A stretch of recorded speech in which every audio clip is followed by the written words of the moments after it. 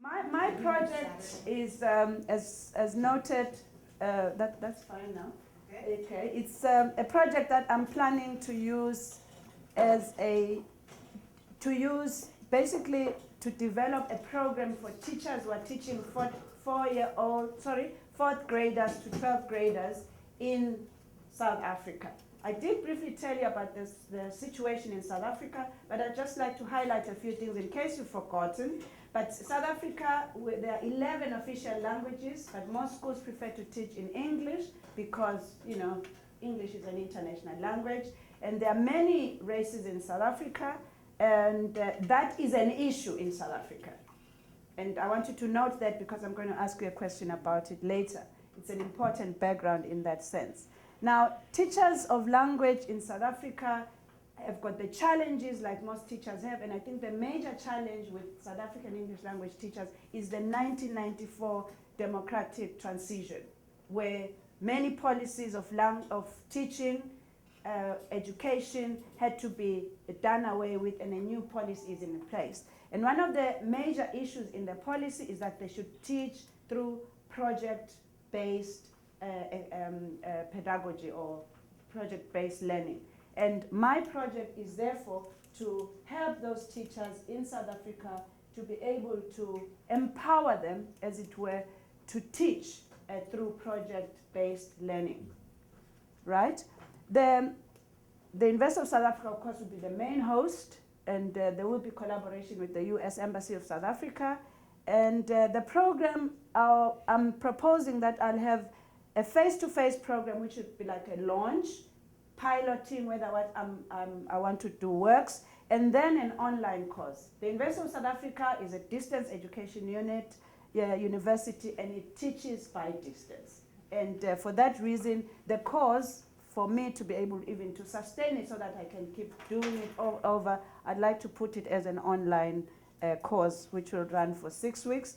And the activities should start around September for the face-to-face workshop, and then January, February in 2011 for the online workshop.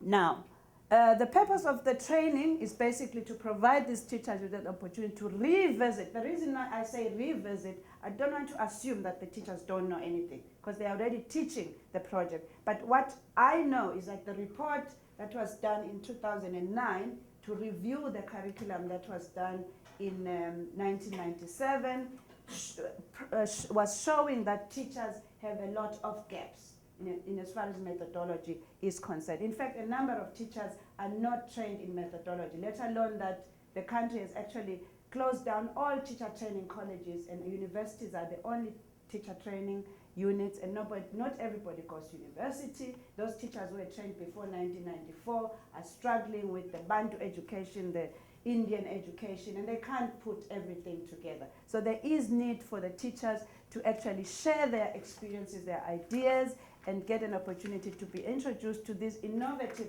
21st century approaches, ideas of creating projects, some of which, and most of which I've learned through the online courses that I've done with the US programs. And they will learn, among other things, how to write objectives, how to create rubrics for assessment, and how to use the internet to actually teach their classes. I mentioned yesterday that the government of South Africa has got this very ambitious project to give a laptop to every teacher in the country. Wow. It's quite ambitious, but they've put it in their education policy under the e-education policy.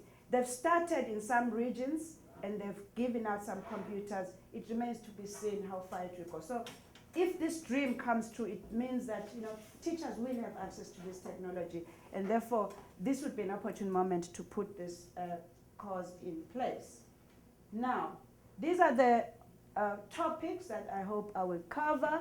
Now, what I'd like you to do as I go through this, think about the two-pronged program, face-to-face online, and think about whether it would work online, and what are some of the strategies that I could use. You can share with those with me at the end that I could use to make it work online. The first topic I'd like to cover has to do with defining what project-based learning is, maybe even matching it with problem-based learning, which are some of the things that we have learned in the Methods 2 course that I did.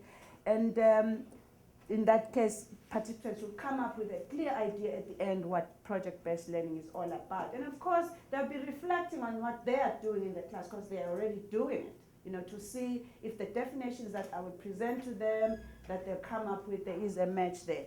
And they should be able to identify benefits of project work. What is it for the student? The government has put it in that Curriculum 2000, outcomes-based education policy, that every child must be. Actually, in the last few years, in every subject, the children had to do projects. And the teachers have said, oh, please, we can't cope. So as I left coming here, the Minister of Education said, let's trim it down. It will be just one project per student per year. But they still need that training. So they will look at projects that have been done. There's an institute that we were introduced to called the Bucks Institute, and it has got a lot that has to do with project-based learning, and I'm hoping to share that with the teachers so that they can learn about that. The third workshop will have to do with collaborative learning and learner autonomy, which is part of the topic. Projects involve learners collaborating and working in an autonomous way. The fourth one, creating objectives using the ABCD model. How many of you know about that model? 1, 2, 3, 4, 5, 6. Very good.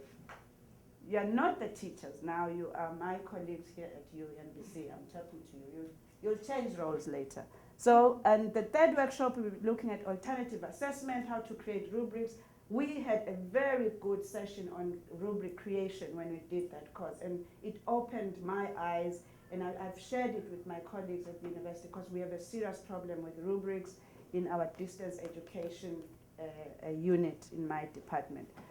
And then the project presentation, during the process, the teachers will be creating projects and then they'll present their projects at the end of the workshop.